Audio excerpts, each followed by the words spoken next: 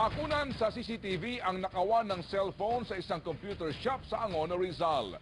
Sa videong padala ng isang bayang patroller, makikitang habang abala ang ibang customer sa computer shop. Sa Angono, Rizal, pumasok ang isang lalaking may kasamang bata. Ito'y lumapit sa counter na walang bantay. Luminga-linga para makasigurong walang nakatingin bago inabot ang cellphone na nakapatong sa isang bukas na cash box. Nang maibulsa ang cellphone, lumabas na ang lalaki na parang walang nangyari. Hindi pa nahuhuli ang kawatan at patuloy pa ang ginagawang investigasyon na malaliman ng Angono Police.